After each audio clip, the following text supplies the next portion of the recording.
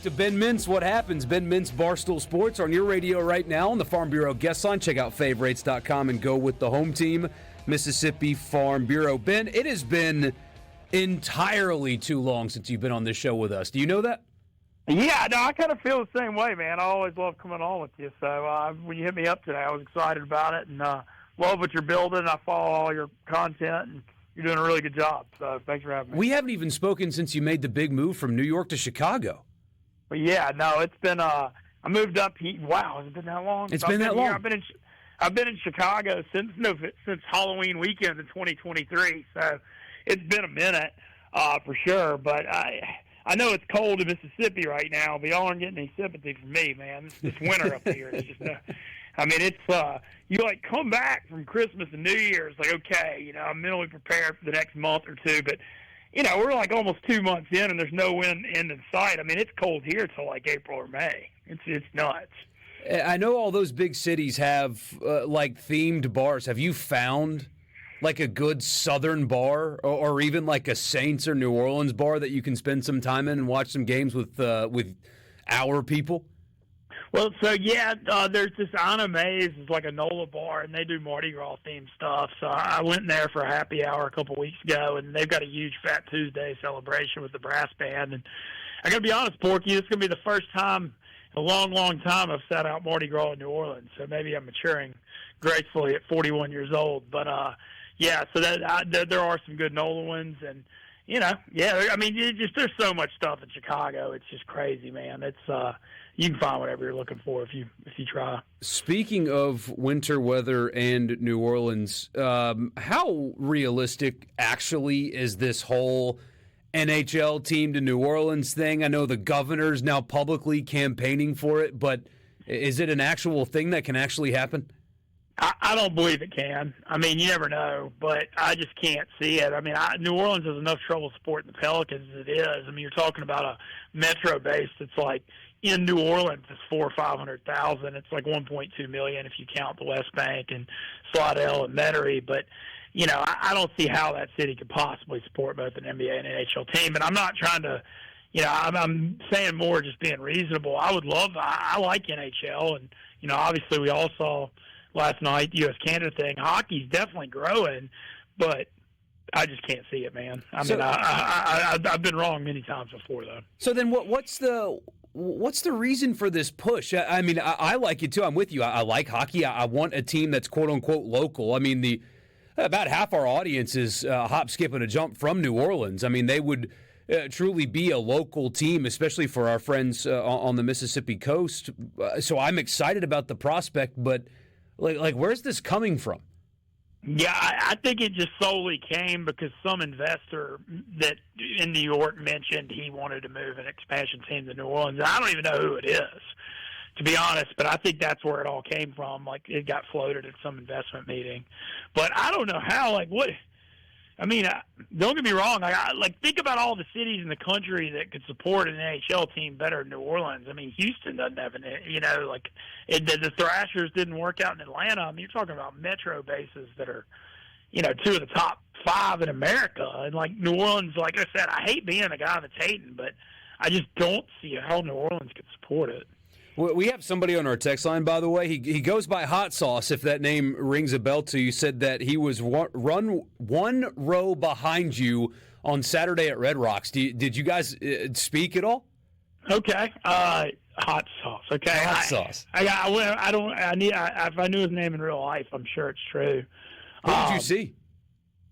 No, I think he must have been out there. I mean, I go every year. I do that Panic weekend every year in late June, so it must have been that. But I've seen Humphreys McGee out there and Mo and Railroad Earth. But that late June Panic Red Rocks weekend, I think I've been like 7 times. I mean, it's crazy. Our audience, the reach of it kind of blows my mind sometimes because I believe him. I truly think that this guy sat behind you at a Panic show at Red Rocks. I really believe it. Look, I believe it too because the amount of Mississippi people that were out at Red Rocks the last couple of years, like literally, I bet I know that he's probably part he said he gave you stickers. Crew of all these Ole Miss college kids I was randomly by. Maybe he's one of those. He said he gave you stickers.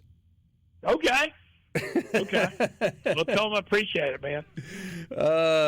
So tell me what you think about Kellen Moore. I'm really excited about this, and I don't know if it's because the Saints have been, just floundering and incompetence, and everything that Kellen Moore does makes sense, but I'm actually genuinely excited about the prospect of him being the coach of the Saints. Man, I think he's putting together a great staff, and I think so much of when you hire a head coach in the NFL, it's like, well, do they have the relationships to put together staff? And, the Brandon Staley hire, I think that's an awesome hire. Freaking defensive coordinator for the 2021 Super Bowl champion Rams. I know he didn't cut it as a head coach for the Chargers, but I think he got a really good DC. And the Doug Nussmeier thing makes a ton of sense. Him wanting to be in New Orleans with his son Garrett being obviously his last year at LSU. That just seems like there's a synergy there. And then even we got a Barstool tie to Scott Tolzien, who's the former Wisconsin quarterback who was with the Cowboys, but he's the quarterback's coach now. But I really like the staff he's putting together. You look at Kellen Moore. Even though he's only 36 years old, he's been an offensive coordinator in the NFL since 2017.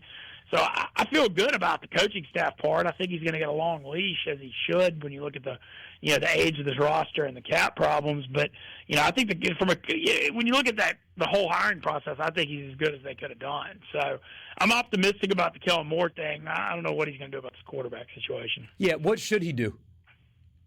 Man, I don't see how they don't. I think they're going to have to run Carr back one more year. I know it's not going to be very popular, but the cap hit you're going to take if you cut him. And then, the Saints hadn't drafted a first-round quarterback since Archie Manning. I just don't see what's the alternative here. I don't think Spencer Rattler, I'm not saying don't keep Rattler on the roster, but, that was kind of an incomplete grade, I thought, on him, because he was throwing to a bunch of guys that shouldn't have been playing receiver in the NFL, and they had 3 or 4 linemen out the whole time. So, it's kind of hard to judge, all the Rattler games because of all that. I can't say it's popular to bring Carr back, but what do you do? Do you try to go get Sam Darnold? I don't know. And obviously, a lot of Ole Miss people are going to want the Saints to get Jackson Dart. And Dart, look, it's so crazy. I was hearing 4th or 5th round grade on Dart the whole year from all the scouts and GMs and stuff I know. And then now, he may end up in the top 10. The Jets, Giants, and Raiders all really, really want him. And have quarterback needs. So, I'm excited to see what happens to Jackson. I don't know if the Saints are going to take him, though. Yeah, and we talk about, especially because Ole Miss has a bunch of players going to the Combine and a possibility of a handful of first-round picks. It's more likely just 1 or 2 as opposed to 4. But you have 3 or 4 guys that are potential first-rounders, so we talk draft a lot.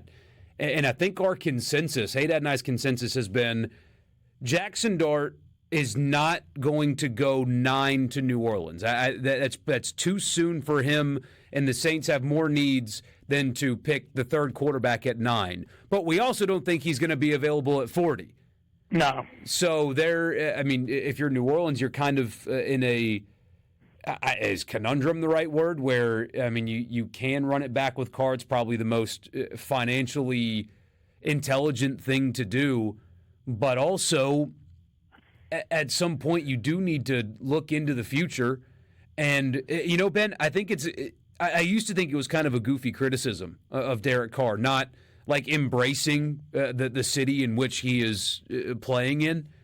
But him no-showing the Super Bowl, I think, gives a lot of credibility to the criticism.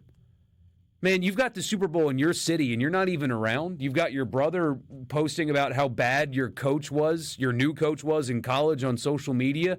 Well, what are you doing, man? You are trying to get a fan base to buy into you as their quarterback, and you're not even around. I actually kind of think it's fair criticism now. Yeah, especially when you saw Jameis Winston, Noel Saint, everywhere. Nola week. The thing with the quarterback thing, you just got to let Kellen Moore get his guy. He's an offensive guy and a former quarterback, and so you just got to trust his judgment, whatever that is. But Derek Carr is not very popular in New Orleans. You're right.